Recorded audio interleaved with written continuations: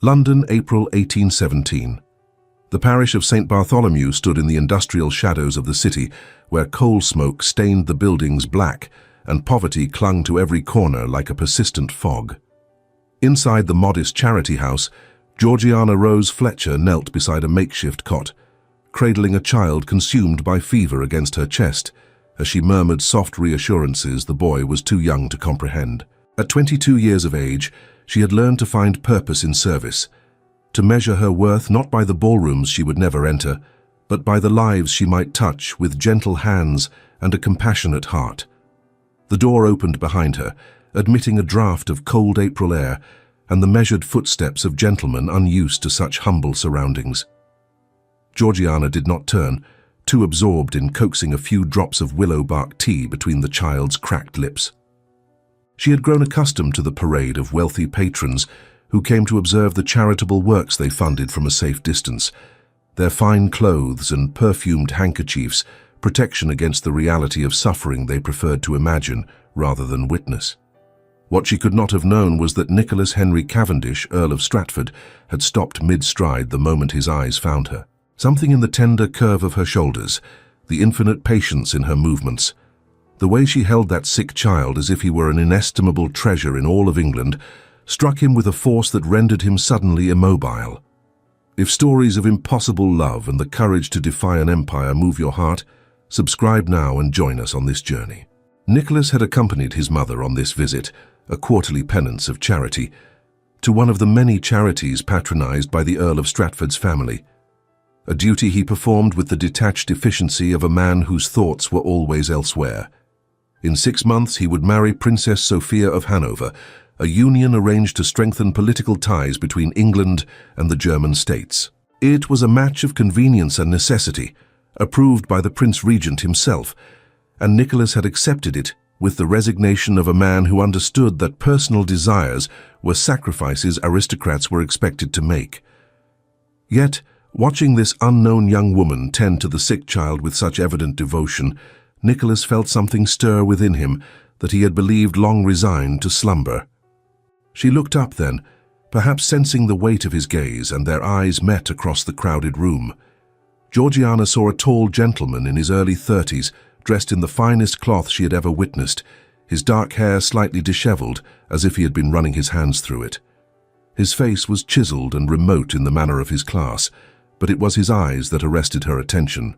They held an intensity, a searching quality, as if he were looking not at her but into her, seeking something he had lost and did not know how to retrieve. The parish priest approached them with evident nervousness, his hands clasped before him in the humble manner of one addressing his betters. The man was Father William Duckett, a stout clergyman in his 50s of age who had dedicated his life to serving the poorest members of London society. He had known Georgiana since the day she arrived 3 years earlier, a young woman newly orphaned and seeking purpose in the ashes of her grief.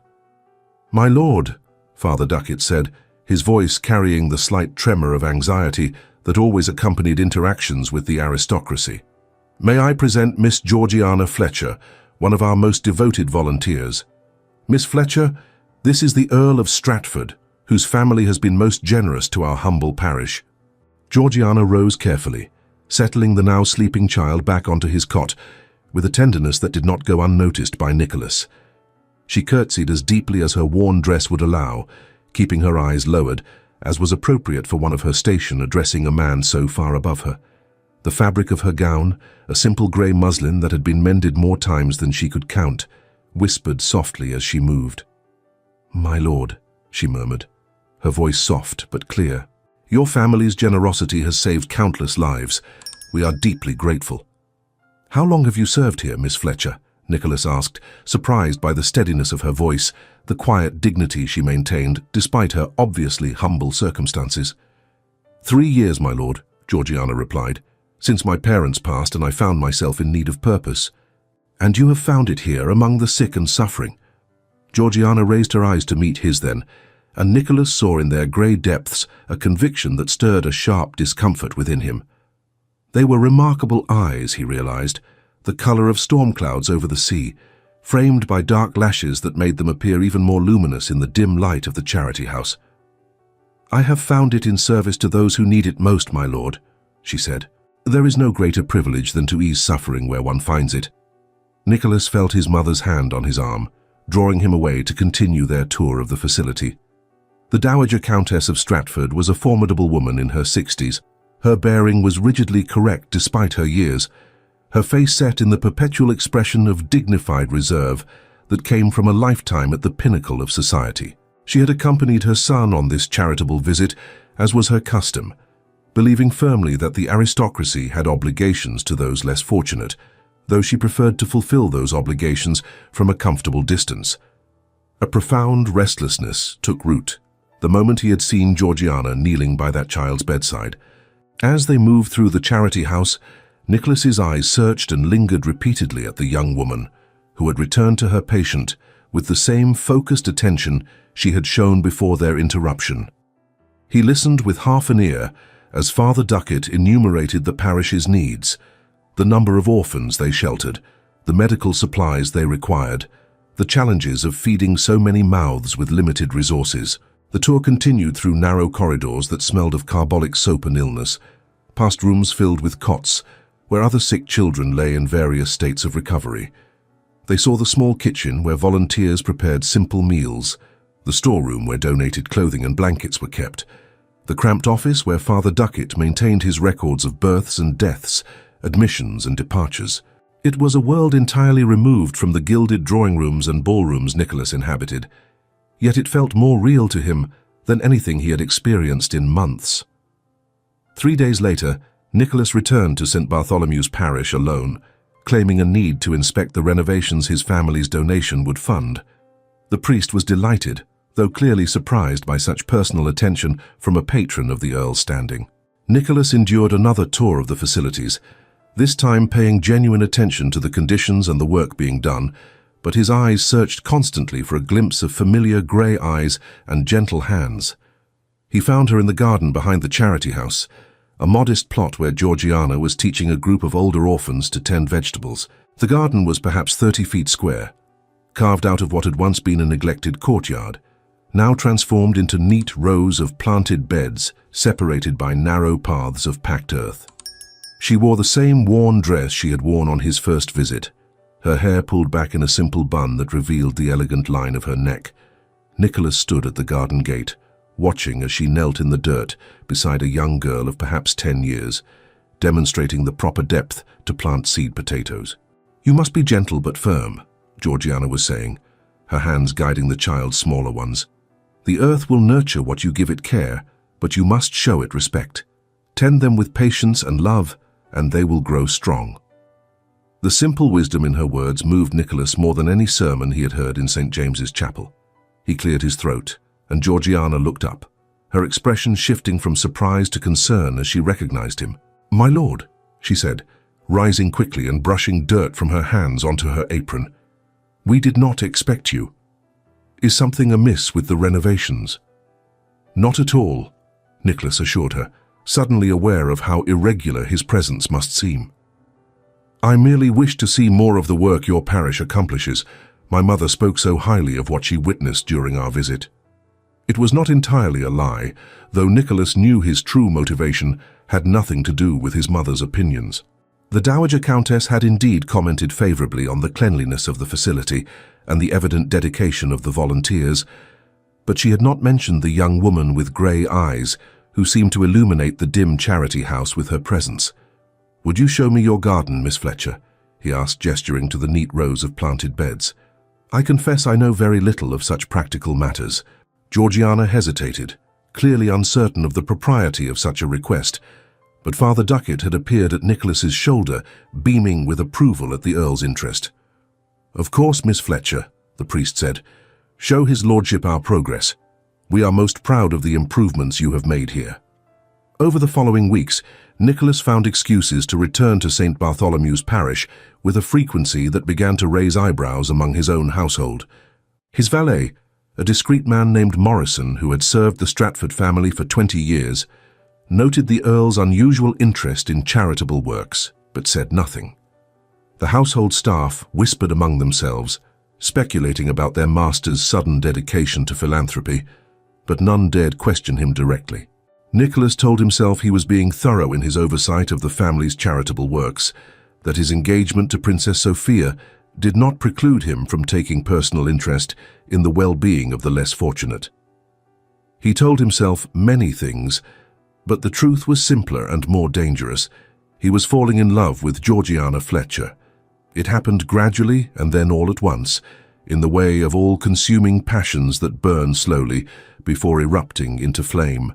He loved the way she spoke to the children, never condescending but treating even the youngest as people worthy of respect. He loved her laugh, which he heard rarely, but which transformed her entire face when it came, lighting her grey eyes from within like sun breaking through storm clouds. He loved the way she listened when he spoke, truly listened, as if his words mattered beyond his title and wealth. He loved her gentleness with the sick and dying, the way she could calm a frightened child with a few soft words, or ease an elderly patient's pain with her mere presence. He loved her strength, the quiet fortitude that allowed her to face heartbreaking situations day after day without becoming hardened or cynical. He loved her unwavering conviction that every life held value regardless of circumstance of birth, a belief so fundamental to her character that she could not have abandoned it any more than she could have stopped breathing. Georgiana, for her part, tried desperately not to love him in return. She knew the folly of their situation with a clarity that came from years of understanding her place in the rigid hierarchy of English society. The Earl of Stratford might be kind to her, might speak with her as if she were his equal in those stolen moments in the parish garden, but he was engaged to a princess. He would marry into royalty, cementing his family's already considerable power, while she would remain here among the orphans and the sick, content with the purpose she had found in service. Yet her treacherous heart refused to listen to reason.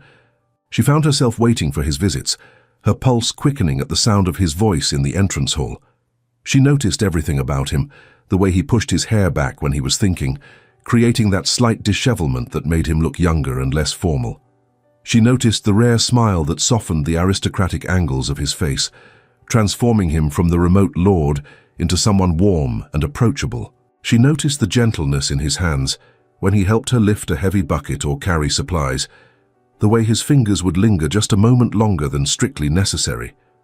She began to dream, dangerous dreams of a life that could never be hers, and woke each morning resolving to guard her heart more carefully. But her resolutions crumbled the moment he appeared in the garden gate, his face lighting with genuine pleasure at the sight of her, and she knew she was fighting a battle already lost. The other volunteers at St. Bartholomew's noticed the Earl's frequent visits and drew their own conclusions.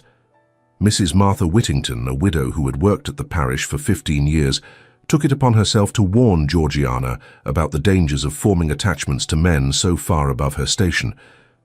"He is a kind man, the Earl," Mrs. Whittington said one afternoon, as they prepared bandages together in the supply room. "But he is engaged to be married, child, and not to the likes of us. You must guard your heart." "I know, Mrs. Whittington," Georgiana replied quietly, her hands continuing their work with practiced efficiency. "I am under no illusions about my place in the world." "I see how you look at him," the older woman continued, her voice gentle but insistent. "And more importantly, I see how he looks at you. That way lies nothing but heartbreak, my dear, for both of you." Georgiana wanted to protest, to insist that there was nothing improper in her interactions with the Earl, but she knew it would be a lie. There was everything improper in the way her heart soared when he smiled at her, in the way she found herself counting the hours until his next visit, in the dreams that haunted her sleep, where impossible things became real.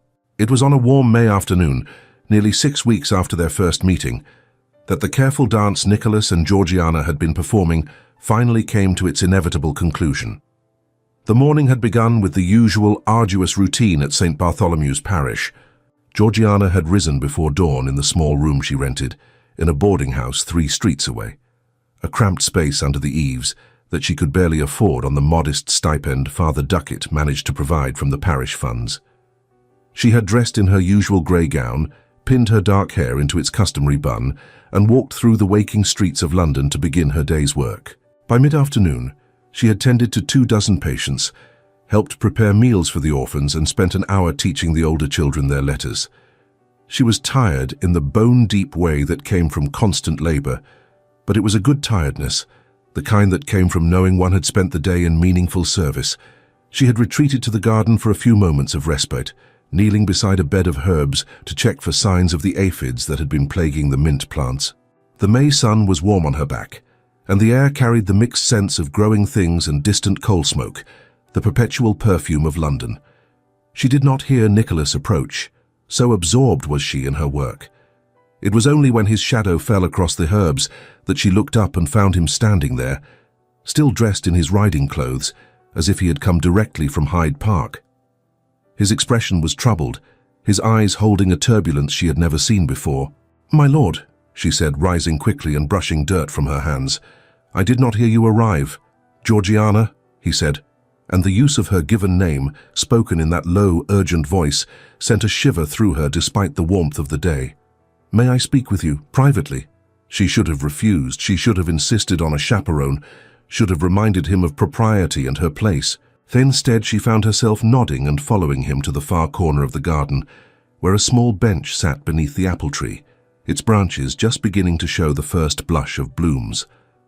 They sat, not touching, but close enough that Georgiana could feel the heat radiating from his body, could catch the scent of sandalwood and horses that clung to his clothes.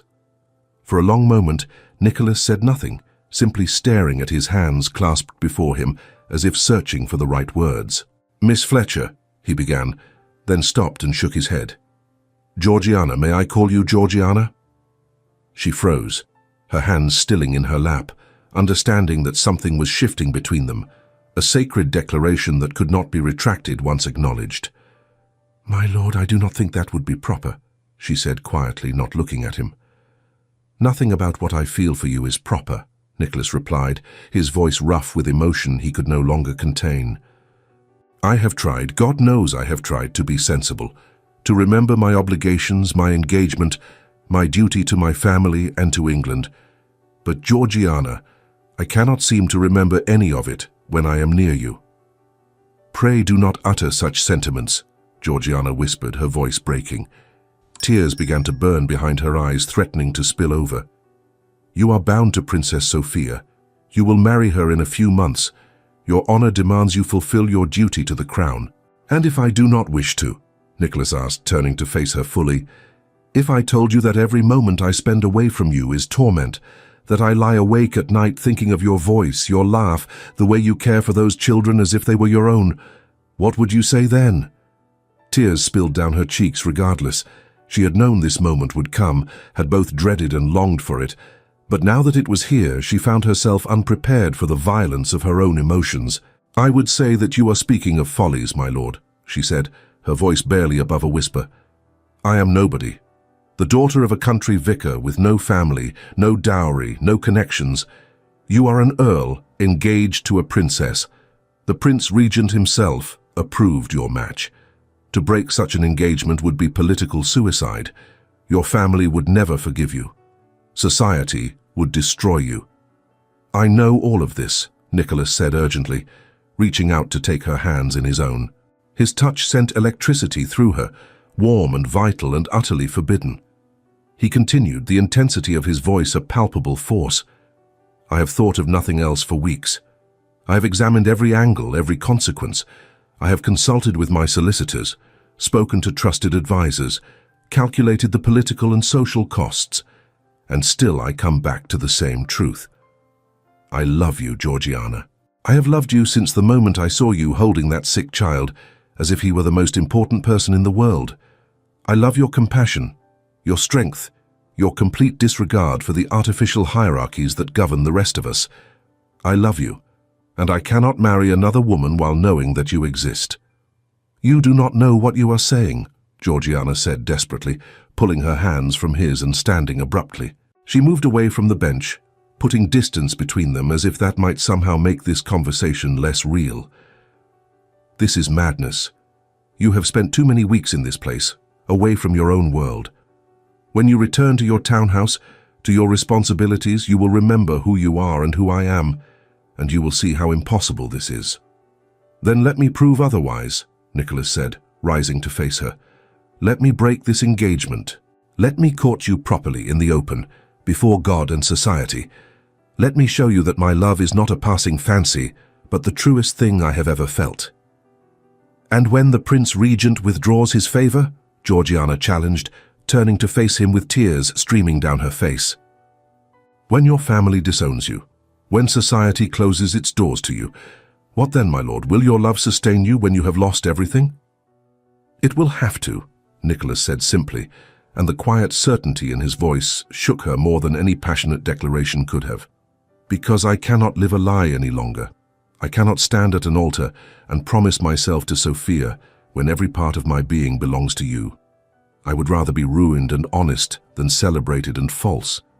"You speak of ruin as if it were a romantic notion," Georgiana said, her voice rising with frustration and fear. "But ruin is real, my lord. It is doors closed in your face and former friends crossing the street to avoid you. It is watching your family suffer the consequences of your choices. It is knowing that you destroyed not just your own future, but that of everyone connected to you." "You speak as if you know," Nicholas observed, his eyes searching her face. Georgiana was silent for a long moment, then spoke words she had never shared with anyone at St. Bartholomew's. "My father was a vicar in a small parish in Gloucestershire," she said quietly. "A good man, beloved by his congregation. But he made the mistake of defending a young woman who had been seduced and abandoned by the local squire's son. He spoke out from the pulpit about the injustice of a system that punished the woman while the man went free. The squire had my father removed from his living. We were cast out with nowhere to go, no income, no friends willing to help us, for fear of the squire's displeasure." She paused, the memory still painful even after 3 years. "My father died within 6 months, his health broken by the stress and poverty. My mother followed him less than a year later. I know what it means to pay the price for standing against the powerful, my lord. I watched it destroy my parents. I will not watch it destroy you." Nicholas closed the distance between them, taking her shoulders gently in his hands and forcing her to meet his eyes. "What happened to your parents was a terrible injustice," he said. He continued, his voice low and firm, justifying his choice with the knowledge of his resources, reinforcing his agency as an earl. "But it is not the same as what I propose. I am not some country vicar dependent on the whims of a local squire. I am an earl with substantial independent means, properties that cannot be taken from me, investments that provide income regardless of society's approval. Yes, I will lose political appointments and social standing. Yes, my family will be angry and disappointed, but I will not starve, Georgiana, we will not starve." "But we will be alone," Georgiana said, "cut off from everyone you know and love. Is that truly a life you want?" "If it is a life with you, then yes," Nicholas replied without hesitation. 1,000 times yes. The next 2 weeks passed in a haze of fear and longing for Georgiana. Nicholas had left the parish that afternoon with a determination that terrified her, refusing to accept her arguments about the folly of their situation. She heard nothing from him for days, and she told herself it was for the best, that he had come to his senses and recognized the madness of his declarations. She tried to lose herself in her work, to find solace in the familiar routines of caring for the sick and teaching the children. But everything reminded her of Nicholas, the garden where they had spoken of impossible things, the entrance hall where she would hear his voice and feel her heart leap, the bench beneath the apple tree where he had first spoken her name with such tenderness. Mrs. Whittington watched her with concerned eyes, but said nothing, offering only silent support in the form of cups of tea pressed into her hands and gentle reminders to eat when Georgiana pushed away her meals untouched. Then on the 14th day after Nicholas's declaration in the garden, news reached even the humble parish of St. Bartholomew. Father Duckett burst into the charity house mid-morning, his round face flushed with exertion, and his breath coming in gasps as if he had been running. In his hand he clutched a newspaper, one of the gossip rags that circulated among London society, and his expression was a mixture of shock and distress. "Miss Fletcher," he called out, his voice carrying through the building. "Miss Fletcher, where are you?" Georgiana emerged from the supply room where she had been counting linens, her heart already beginning to pound with premonition. Something had happened, something terrible. "What is it, Father?" she asked, moving quickly to his side. The priest simply handed her the newspaper, his hand trembling slightly. Georgiana took it and began to read, her eyes scanning the headlines until they found the one that made her blood run cold. Earl of Stratford breaks engagement to Princess Sophia. Shocking scandal rocks London society. Foreign princess humiliated as Earl claims affections engaged elsewhere. The article went on to describe in breathless detail how Nicholas had formally dissolved his engagement to Princess Sophia of Hanover, sending word through his solicitors that he could not in good conscience marry the princess when his heart belonged to another. The Prince Regent was said to be apoplectic with rage at the insult to the House of Hanover. The diplomatic complications were already mounting, with the German states expressing outrage at the treatment of their princess. Nicholas's mother, the Dowager Countess, had taken to her bed with shock and was refusing to see her son. Society was in an uproar, the article reported with evident glee. Who was this mystery woman who had captured the Earl's heart so completely that he would sacrifice his reputation, his political future, his standing with the crown itself? Speculation was rampant, with various ladies' names being whispered in ballrooms and drawing rooms across London. Georgiana felt the blood drain from her face, her hands beginning to shake so violently that she nearly dropped the newspaper. Father Duckett caught her elbow, guiding her to a nearby chair before she could collapse. "He actually did it," she whispered, the words barely audible. "He destroyed himself for me." "Is it true, then?" Father Duckett asked gently. "Has the Earl formed an attachment to you?" Georgiana could only nod, unable to speak past the tightness in her throat. She felt as if she were drowning, waves of panic and guilt and desperate hope crashing over her in equal measure. "Oh, my child," the priest said sadly, "what have you done?" "I tried to stop him," Georgiana said, tears beginning to stream down her face. "I told him it was impossible. I begged him to think of the consequences, but he would not listen." For the next 2 days, Georgiana moved through her duties at the parish like a ghost, her body performing familiar tasks while her mind remained trapped in a loop of horror and disbelief. The other volunteers treated her with a mixture of sympathy and wariness, uncertain how to respond to the scandal that had touched even their humble establishment. Mrs. Whittington said nothing, but her presence was a constant comfort, always nearby when Georgiana needed a steadying hand or a moment of silent companionship.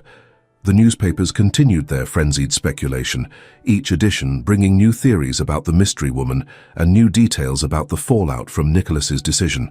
His political appointments had been revoked. His name had been struck from the guest lists of every major house in London. Former allies were publicly distancing themselves from him. His family was said to be in a state of complete upheaval, with his younger brother reportedly furious at the damage done to the Stratford name. Through it all, Georgiana heard nothing directly from Nicholas himself, and she did not know whether to be relieved or devastated by his silence. Then on the third morning after the scandal broke, he came. Georgiana was in the garden, mechanically tending to the vegetable beds, though she could not have said what she was planting. Her hands moved through familiar motions while her mind remained numb, refusing to fully process the enormity of what had happened. She heard the gate open but did not turn, assuming it was one of the children come to help with the gardening. It was only when she heard his voice, rough and exhausted but unmistakably his, that she froze. "Georgiana." She turned slowly, almost afraid to look, and found Nicholas standing at the garden gate. He looked terrible, his face drawn with strain and exhaustion, dark circles under his eyes speaking of sleepless nights. His clothes, while still of fine quality, were rumpled as if he had been wearing them for days without rest.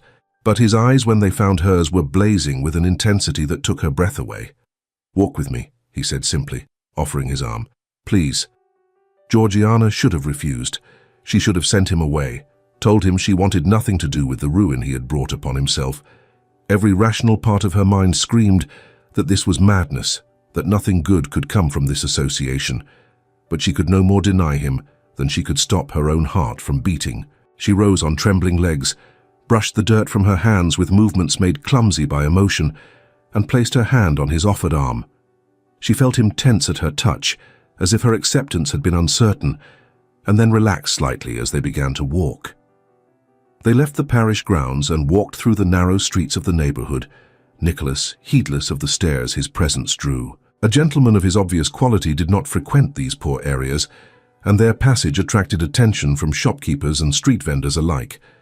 But Nicholas seemed oblivious to everything, except the woman at his side.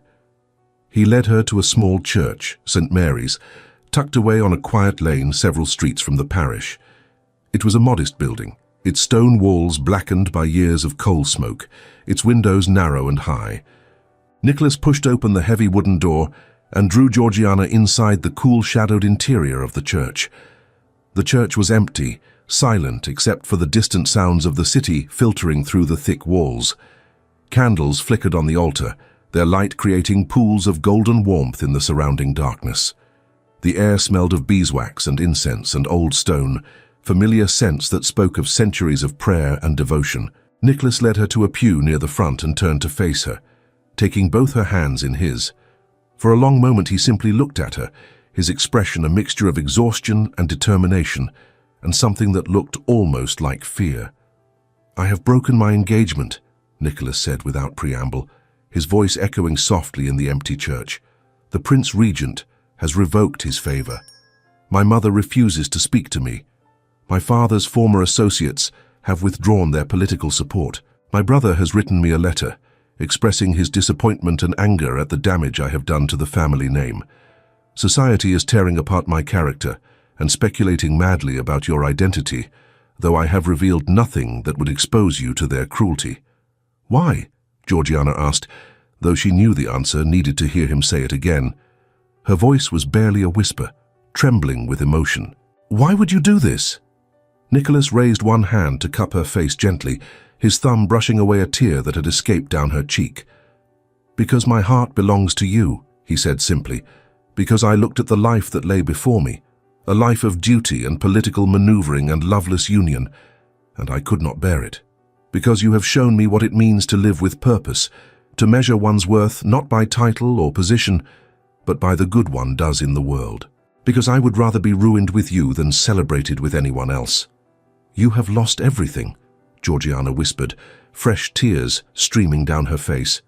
"Your position, your political future, your family's favor, the respect of society.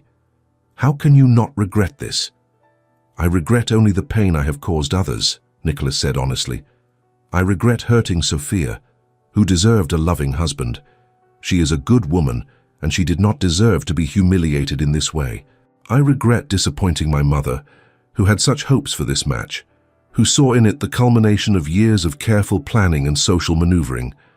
I regret the scandal that will touch my family name and make my brother's path more difficult. But I do not regret loving you, Georgiana. I could never regret that." "I am nothing," Georgiana said desperately, pulling away from him and moving to stand before the altar, as if seeking strength from the sacred space around them. "I have no family, no fortune, no position. I'm the daughter of a disgraced vicar who died in poverty. What can I possibly give you that is worth what you have sacrificed?" Nicholas came to stand beside her, his presence solid and warm in the cool church. "Yourself," he said simply. "Your honesty, your compassion, your strength, the way you make me want to be better than I am. The knowledge that when I am with you, I am the man I was meant to be rather than the titled cipher society expected me to become. That is worth everything I have lost and more." "Society will never accept me," Georgiana said, staring at the candles flickering on the altar. "They will call me an adventuress, a schemer who seduced you away from your proper match. They will say I used my position at the parish to entrap you, that I calculated every moment to ensnare an earl. They will make your life miserable with their contempt and their gossip. Then we will face that misery together," Nicholas said, taking her hand and drawing her back to face him. "Marry me, Georgiana, here, today, in this church. Let me make you my countess before God and whatever witnesses we can find. Let me prove that my love is not words but action, not passing fancy, but eternal commitment." Georgiana stared at him, her mind reeling. "You cannot truly want this," she protested weakly, even as her heart soared at his words. "When the reality of what you have done settles in, when you see what you have given up for a woman you barely know, when you experience the full weight of society's disapproval, you will come to resent me. Never, Nicholas said fiercely, his hands gripping hers tightly. "I have made my choice with clear eyes and full knowledge of the consequences. I am not some romantic fool acting on impulse. I am a man of 31 years who has lived his entire life according to other people's expectations and has finally found something worth claiming as his own. I chose you, Georgiana. I will always choose you. The only question is whether you will choose me in return." Georgiana looked at him through her tears, this man who had sacrificed everything for love of her, and felt the last of her resistance crumble.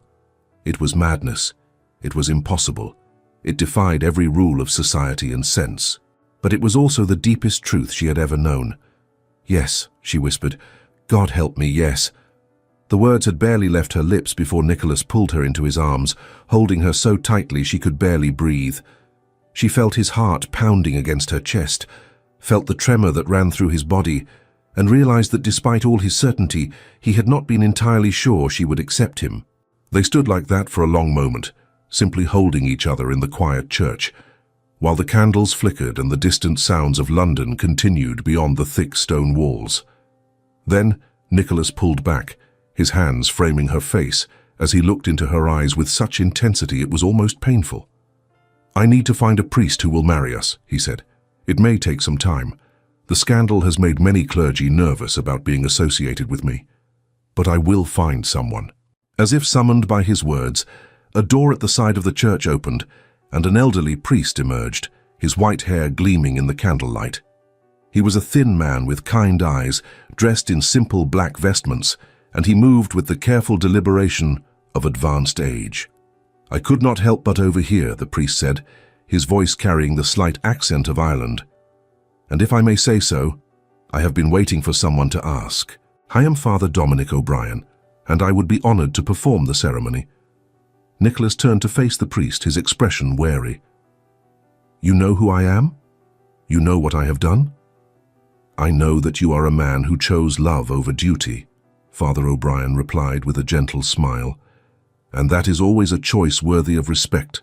I have been a priest for 40 years, my lord, and I have married many couples, some for money, some for position, some because they thought they should. But rarely do I see two people who look at each other the way you and this young woman do. That is a sacred thing, and I will not turn away from it." And so they were married that very afternoon in St. Mary's Chapel, with Father O'Brien performing the ceremony and two parishioners pulled in from the street to serve as witnesses. One was an elderly woman who wept throughout the entire service, moved by the obvious emotion between the bride and groom. The other was a young laborer who seemed bemused by the entire proceeding, but signed his name to the marriage certificate with careful dignity.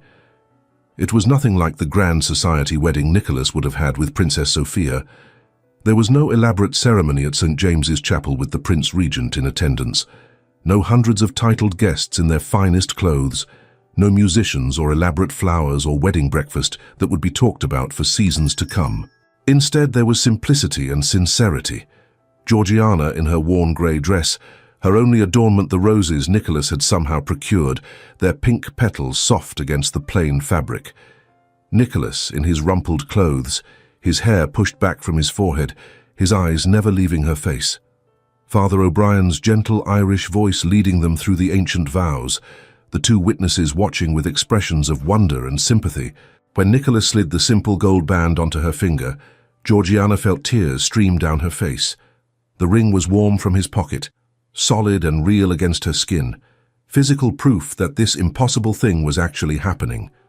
"I, Nicholas Henry Cavendish, take you, Georgiana Rose Fletcher, to be my lawfully wedded wife," Nicholas said, his voice strong and clear despite the emotion that roughened it. "To have and to hold from this day forward, for better or for worse, for richer or for poorer, in sickness and in health, to love and to cherish, till death do us part." Georgiana repeated the vows in a voice that trembled but did not break, her eyes locked with his, both of them acutely aware of the magnitude of what they were promising. For better or worse, they both knew that worse was coming, that the society they had defied would exact its price. But in that moment, standing before God and these simple witnesses, none of it mattered. "You may kiss your bride," Father O'Brien said with a smile, and Nicholas cupped Georgiana's face in his hands and kissed her for the first time as his wife. It was gentle and reverent and filled with promise, a kiss that spoke of commitment and hope and the beginning of a shared journey. When they finally pulled apart, both were crying, and Father O'Brien had to clear his throat several times before he could speak. "Go with God's blessing," the priest said, making the sign of the cross over them. "And may your love be a light in the darkness." The months that followed were as difficult as Georgiana had feared and worse. Nicholas took her to Stratford Manor in Hampshire, his family estate, a journey of several hours in his private carriage. The estate was beautiful, a sprawling Jacobean manor house set among rolling hills and ancient forests, but it felt more like a prison than a home. Nicholas's mother, the Dowager Countess, had fled in a fury to the townhouse in London the moment she heard of her son's marriage, taking with her most of the household's valuables and leaving instructions that Georgiana was to be given as little respect as possible. The servants, loyal to the Dowager Countess and uncertain about this new mistress from nowhere, treated Georgiana with barely concealed disdain. Mrs. Helena Fairweather, the housekeeper who had served the Stratford family for 30 years, made her disapproval abundantly clear from the first moment Georgiana entered the house. She addressed Georgiana with the bare minimum of courtesy, ignored most of her requests, and made it known to the other servants that this new countess was not to be considered a true mistress of the house. The butler, Mr. Edmund Griggs, was only slightly more circumspect, but his cold formality was perhaps more cutting than open hostility would have been. He performed his duties with impeccable correctness, while making it clear through 1,000 small gestures that he considered Georgiana an interloper who had trapped his master into a disastrous marriage. Only a few of the servants showed any kindness to Georgiana. Young Alice Merriweather, a housemaid of perhaps 16 years of age, smiled shyly at her when no one else was looking. Thomas the footman, a quiet man in his 20s, went out of his way to be helpful.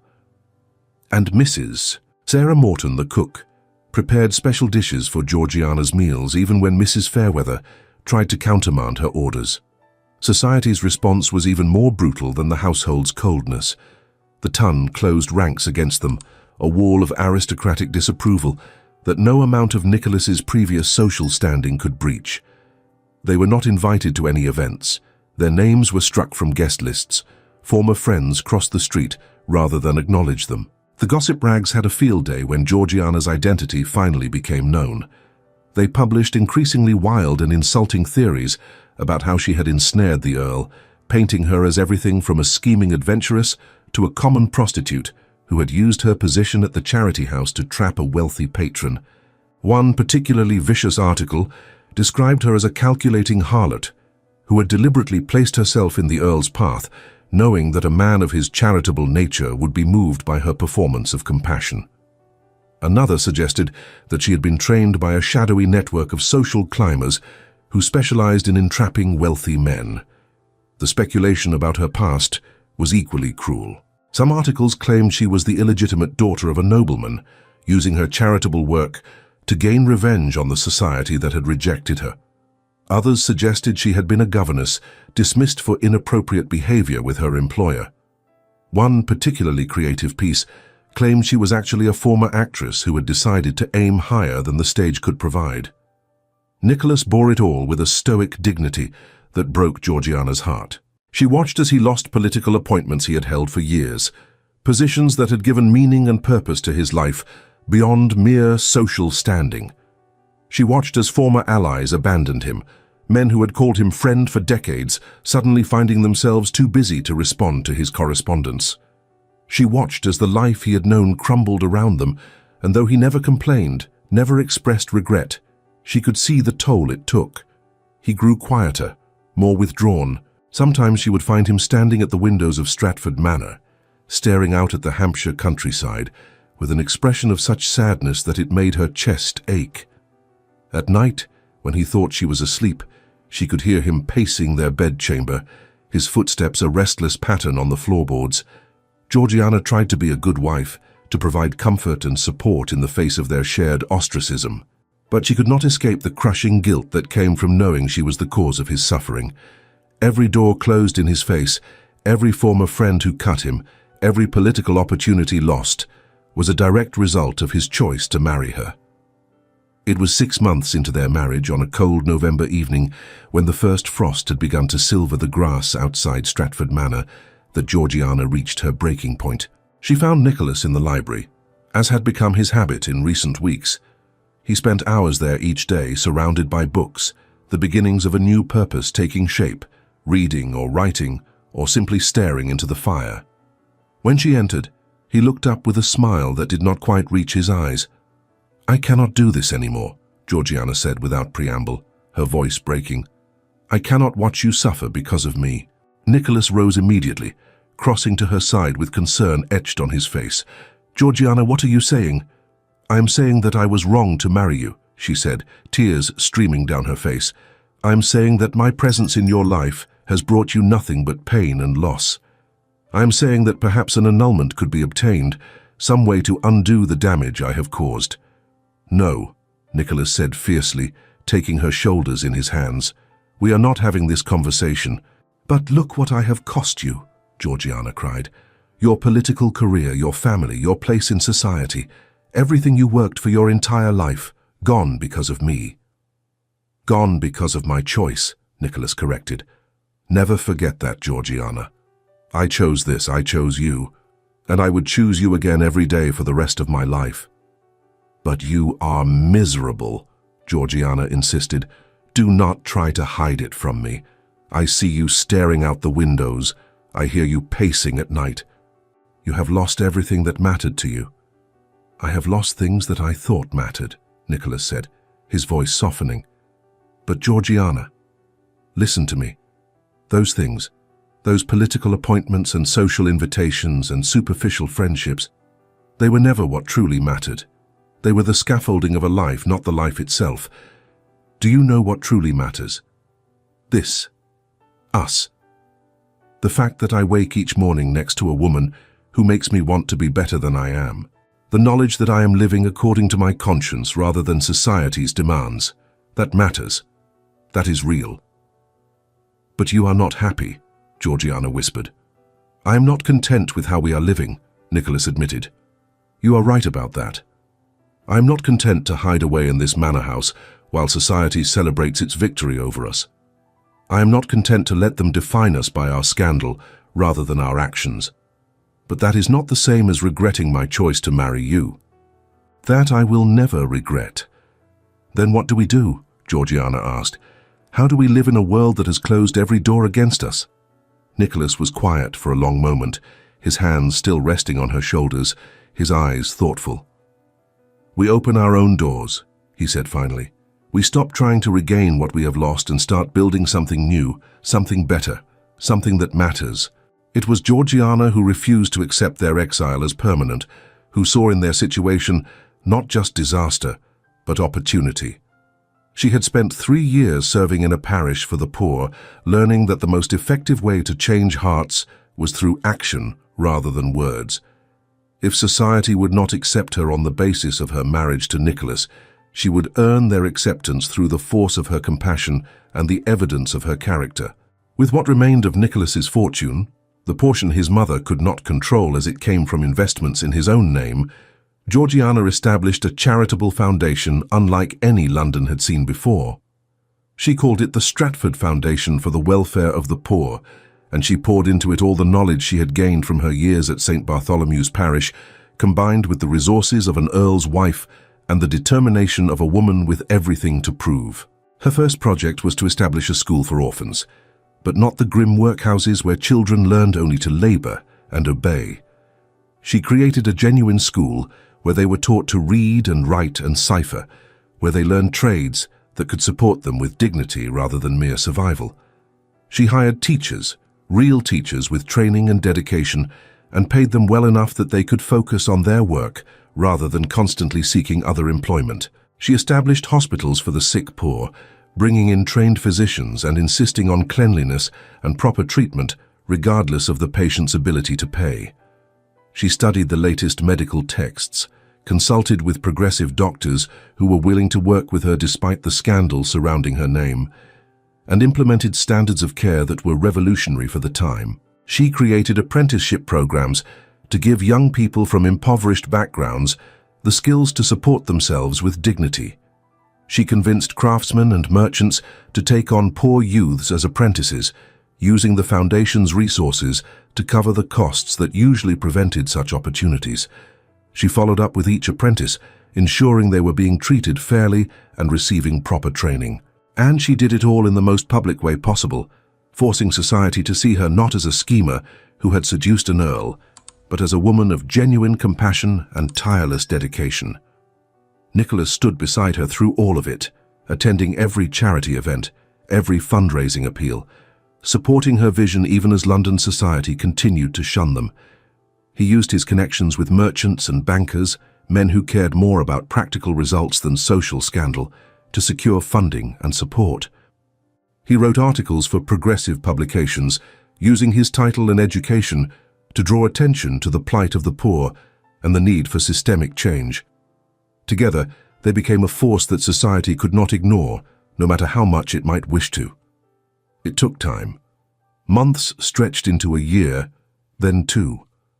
The work was exhausting, physically and emotionally draining in ways Georgiana had not anticipated. There were days when she wanted to give up, when the weight of society's disapproval and the enormity of the problems they were trying to address seemed overwhelming. But Nicholas was always there, steady and supportive, reminding her of why they had chosen this path. Gradually, imperceptibly at first, attitudes began to shift. The common people loved Georgiana. They called her the Angel of Stratford, and they spoke in hushed tones of the Countess who cared as much for a beggar's child as for a duke's daughter. Stories spread of her kindness, her refusal to turn anyone away, the way she knelt beside dying patients and held their hands as they took their final breaths. When she walked through the East End, people would stop to thank her, to touch her hand, to whisper blessings. The newspapers began to cover the Foundation's work, at first with mocking skepticism, but increasingly with grudging respect. It was hard to maintain a narrative of scheming adventuress when the evidence of genuine charitable work was so overwhelming. Journalists who came to write exposés found themselves instead writing about the clean, well-run schools and hospitals, the children who were learning to read, the sick who were receiving treatment they could never have afforded otherwise. When an outbreak of cholera swept through the East End in the summer of 1820, it was Georgiana's hospitals that saved hundreds of lives. She worked tirelessly alongside her doctors and nurses, ignoring Nicholas's pleas that she protect herself from the disease. The epidemic raged for 3 terrible weeks, and when it finally passed, the death toll in the areas served by the Stratford Foundation was significantly lower than in comparable neighborhoods. Even the most cynical journalists could not deny the evidence of her impact. Articles appeared praising her courage and dedication, noting that this supposed schemer had risked her own life to save others. Gradually, the narrative began to shift from scandal to grudging admiration. The turning point came when Lady Beatrice Sinclair, a widow known for her progressive views and her willingness to defy social conventions, publicly declared her support for the Stratford Foundation. Lady Sinclair was wealthy, influential, and possessed of a sharp tongue that made even the most powerful members of the ton wary of crossing her. She had observed the Foundation's work for months, visiting its schools and hospitals unannounced, speaking with the staff and the people being served. And she had come away convinced that Georgiana was not a schemer, but a genuine force for good in London. At a dinner party attended by several members of the ton, Lady Sinclair made her opinion known in her typically blunt fashion. "You are all fools," she told the assembled guests, her voice carrying clearly through the dining room. "You have spent 3 years cutting a woman whose only crime was to inspire love in a man brave enough to claim it. Meanwhile, she has built schools and hospitals, saved lives, given hope to thousands. And you concern yourselves with scandal and propriety while Rome burns around you." The comment caused a stir, with several guests objecting to her characterization, but Lady Sinclair was unmoved. "I have met the Countess of Stratford," she continued. "I have seen her work. I have spoken with the children she educates and the patients she treats, and I tell you now she is worth 10 of any woman in this room, myself included. If you choose to continue shunning her, that is your loss. But I will no longer participate in such foolishness." The story of Lady Sinclair's declaration spread through London society within days, carried by servants and repeated in ballrooms and drawing rooms. Some dismissed it as the eccentricity of a woman known for unconventional views, but others, particularly some of the younger generation and more progressive members of society, began to question whether continued ostracism of the Stratfords was truly justified. The Prince Regent himself took notice. It was 3 years after Nicholas had broken his engagement, 3 years of exile and hard work and gradual redemption, that the summons came.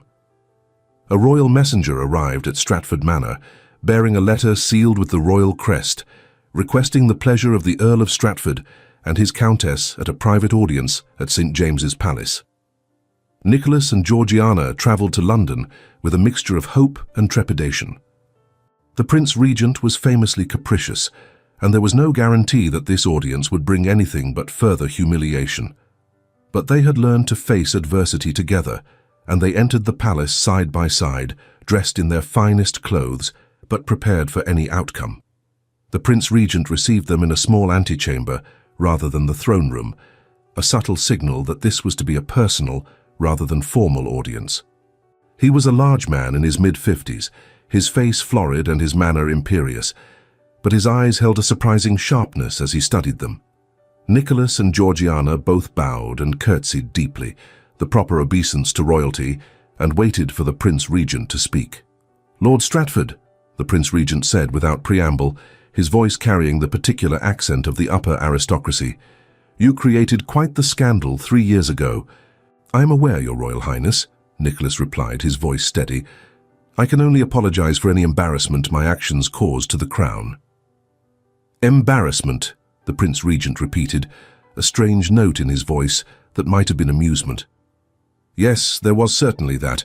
The diplomatic complications alone were extraordinary. The House of Hanover was most displeased. I received strongly worded letters from no fewer than 5 German princes." He turned his attention to Georgiana, who kept her eyes lowered, her heart pounding so hard she thought it might burst from her chest. "And you, Countess," the Prince Regent continued, "you are the woman for whom my Earl threw away his political future and insulted a foreign princess." "I did not ask for his lordship's regard, Your Royal Highness," Georgiana said quietly but clearly, knowing that to show fear before royalty was to invite contempt. "I tried to dissuade him from his course, but I cannot regret the outcome." "Interesting," the Prince Regent said, circling them slowly like a predator assessing prey. "Do you know what I see when I look at you two?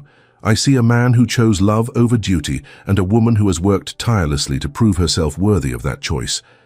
I see the Stratford Foundation, which has done more good for London's poor in 3 years than most aristocrats accomplish in a decade. I see hospitals and schools and children who might otherwise have died now thriving." He paused before Nicholas, meeting his eyes directly. "I also see that the scandal has passed, my lord. 3 years is long enough for even the ton's appetite for gossip. The House of Hanover has made a different alliance. Princess Sophia is happily married to Prince Frederick of Bavaria, a match that some say suits her better than yours ever would have. The political damage has been mitigated through careful diplomacy and judicious marriages among your former associates." "Your Royal Highness," Nicholas said carefully, hardly daring to hope. "What are you saying?" "I am saying that I am prepared to extend my favor once more," the Prince Regent replied. "Not complete restoration, mind you. You will never again hold the political appointments you once did. The insult to the House of Hanover, though forgiven, cannot be completely forgotten, but I will no longer actively oppose your place in society. If the Tun chooses to receive you, I will not prevent it. Indeed, I may even encourage it." Georgiana felt tears spring to her eyes, but she blinked them back, determined to maintain her composure before the Prince Regent. "Your Royal Highness is most generous," she said, her voice trembling slightly despite her best efforts. "I am practical," the Prince Regent corrected, his expression softening slightly. "You have proven yourself, Countess, in the most difficult of circumstances. You took a situation that could have ended in bitterness and resentment and transformed it into something productive and admirable. And you, Stratford, have proven that love can indeed triumph over duty when paired with dedication to the common good. England needs more such examples, not fewer. He dismissed them shortly after with a gesture that was almost friendly, and as they left the antechamber, Georgiana felt as if a great weight had been lifted from her shoulders.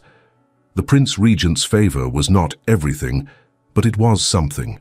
A door, long closed, had cracked open once more. The impact of the royal audience reverberated through London society within days. If the Prince Regent no longer opposed the Stratfords, then the Ton was free to receive them once more. It would not happen overnight, but the wall that had seemed impenetrable 3 years ago was beginning to show cracks. The test came 6 weeks later, when Lady Hastings, one of London's most prominent hostesses and a woman known for her impeccable social instincts, sent an invitation to a grand ball at the Hastings residence. It was the first invitation Georgiana and Nicholas had received to a society event since their marriage, and they understood it for what it was: a trial. If they were received well at the Hastings ball, other invitations would follow. If they failed, the door would close again, perhaps permanently.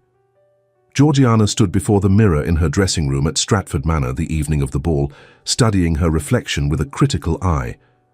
Alice Merriweather, the young housemaid who had shown her kindness from the beginning, and whom Georgiana had promoted to the position, worked carefully on her hair, creating an elegant arrangement that was both fashionable and appropriate.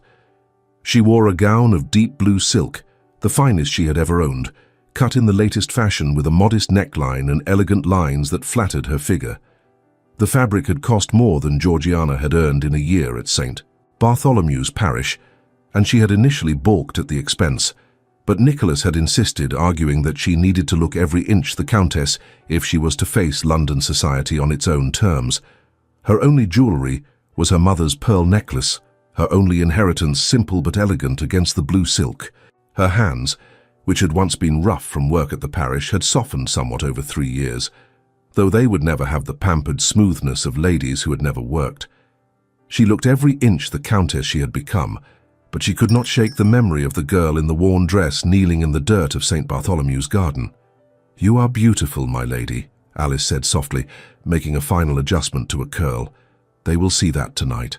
"You are beautiful," Nicholas said from the doorway, and Georgiana turned to find him watching her with the same intensity he had shown on the day they met. He looked magnificent in his evening clothes, every inch the aristocrat he was born to be, his dark hair perfectly arranged, his cravat tied in an intricate knot.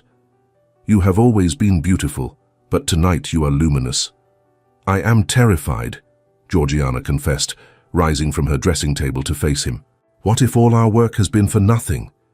"Then we will continue as we have been," Nicholas said, crossing the room to take her hands in his. "We will continue building our schools and hospitals. We will continue loving each other. We will continue proving through our actions that the choice we made was the right one. But Georgiana, I do not believe we will be rejected. I have watched you over these 3 years. I have seen you transform lives and hearts. Society cannot ignore that forever." "You have lost so much for me," Georgiana said softly, a familiar refrain between them.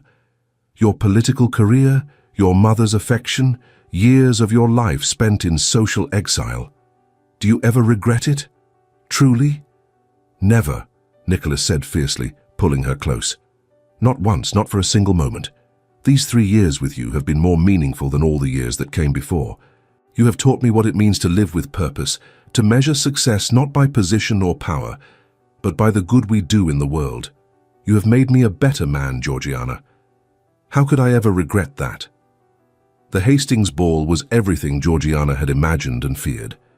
The townhouse blazed with light from hundreds of candles in crystal chandeliers, their flames reflected in gilded mirrors and polished marble floors until the entire space seemed to glow. Ladies in elaborate gowns of silk and satin, their necks adorned with jewels worth more than most families earned in a decade, moved through the rooms in a rustle of expensive fabric. Gentlemen in impeccable evening dress clustered in groups, their conversations a low hum beneath the music of the orchestra, tuning their instruments in the ballroom. The butler announced their arrival in a carrying voice that cut through the ambient noise. The Earl and Countess of Stratford. The silence was immediate and profound. 300 members of London's elite turned as one to stare at the couple who had scandalized society 3 years before. Georgiana felt her cheeks flush under the weight of their scrutiny, felt the familiar urge to shrink into herself, to make herself small and invisible. But she kept her head high and her hand steady on Nicholas's arm as they descended the stairs into the ballroom. She could see the calculation in their faces, the weighing of scandal against royal favor, the consideration of how much the Stratford Foundation's work had altered the equation.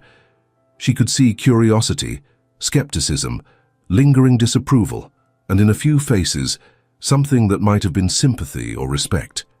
Lady Hastings approached them, her expression unreadable. She was a formidable woman in her 60s, tall and regal, her silver hair dressed in an elaborate style that would have taken her maid hours to achieve.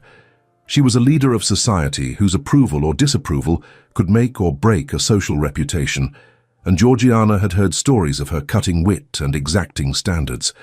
For a long moment, Lady Hastings simply studied them, her sharp eyes taking in every detail of their appearance and bearing. Georgiana felt as if she were being dissected, every aspect of her person examined and judged.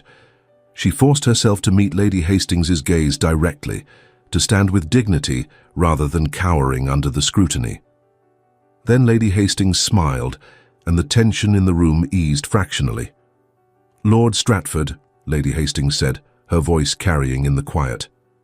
"How delightful to see you again after such a long absence. And Countess, I have been most eager to make your acquaintance. The work of your foundation has been quite remarkable." "I value the opportunity to address you, Lady Hastings," Georgiana replied, curtsying gracefully. "I am honored to be received in your home." "The honor is mine, I assure you," Lady Hastings said, and there was something in her tone that suggested she meant it. She gave a slight nod. "I believe you will find my guests most desirous of being associated with the Stratford Foundation's next project." Over the following hours, Georgiana and Nicholas moved through the ballroom, meeting and conversing with members of society who had shunned them for years. Some were openly curious, peppering Georgiana with questions about the Foundation's work and her motivations. Others were grudgingly respectful, acknowledging her accomplishments while maintaining a careful distance. A few were genuinely warm, like Lady Beatrice Sinclair, who embraced Georgiana and declared loudly that it was about time society came to its senses. Georgiana spoke with intelligence and passion about her charity work, fielding questions about funding and operations with the expertise of someone who had lived and breathed the foundation for 3 years. She described the school's curriculum, the hospital's standards of care, the apprenticeship program's success rates. She painted a picture not of Lady Bountiful dispensing charity from on high, but of systematic, thoughtful work to address the root causes of poverty and suffering. Several ladies expressed interest in supporting the Foundation's work, and Georgiana found herself explaining how they might become involved. Others asked about specific projects, wondering if similar programs might be established in their own regions. The conversation flowed naturally, and Georgiana realized with surprise that she was actually enjoying herself. The turning point came when Lady Hastings publicly announced a substantial donation to the Stratford Foundation in front of the assembled guests. She called for silence, raised her glass and spoke in a voice that carried through the ballroom. "I have had the privilege of observing the Stratford Foundation's work over the past year," Lady Hastings said. "I have visited the schools and hospitals, spoken with the staff and the people being served, and I can say without hesitation that it is the most effective charitable work I have witnessed in my 63 years. Therefore, I am pleased to announce that I will be donating £10,000 to support the Foundation's expansion." A ripple of astonishment moved through the crowd. £10,000 was an enormous sum, a donation that signaled not just approval, but enthusiastic endorsement. Other ladies immediately followed suit, competing to show their own charitable inclinations and perhaps curry favor with Lady Hastings. By the end of the evening, Georgiana had secured funding for 3 new schools and an expansion of her hospital system. "You have triumphed," Nicholas murmured in her ear as they danced the final waltz of the evening. His hand was warm at her waist, his steps confident and smooth. "They acknowledged the light, my love. It was never the title, but the substance they lacked the courage to face." "Society has accepted our work," Georgiana corrected gently, her hand resting on his shoulder. "That is more important than mere social approval. If we must be received in order to do good, Then I will accept it. But I will never forget who I was or where I came from. I will never forget the children at St. Bartholomew's, or the lessons I learned kneeling in that garden. That is why I love you, Nicholas said simply, his eyes holding hers, because you have never let go of what truly matters. In the years that followed, the Stratfords became fixtures of London society once more, but on their own terms. They attended events selectively, choosing those where they might advance the foundation's work or build useful alliances. They hosted their own gatherings, salons where progressive thinkers and charitable workers mingled with sympathetic members of the aristocracy. Georgiana's foundation expanded until it operated in every major city in England, its schools and hospitals serving thousands of children and families. She became known not just as the Angel of Stratford, but as one of the most influential women in England, her opinions sought on matters of social reform and public welfare. She advised members of Parliament on legislation affecting the poor, testified before committees, wrote articles that were published in progressive journals. Nicholas, freed from the political ambitions that had once driven him, found new purpose as a writer and advocate. He published essays on social reform, using his title and position to draw attention to the plight of the poor and the need for systemic change. His work was influential, cited by reformers and progressives across the country. He sat on the boards of multiple charitable organizations, always pushing for more effective, more compassionate approaches to helping those in need. Their marriage deepened with each passing year, forged in the crucible of scandal and hardship into something unbreakable. They had learned that true love was not the passionate declarations of early romance, but the quiet choice made every day to support, encourage, and believe in each other, even when the world stood against them. They had learned that adversity shared could strengthen rather than weaken bonds, that purpose shared could create a partnership more profound than mere affection.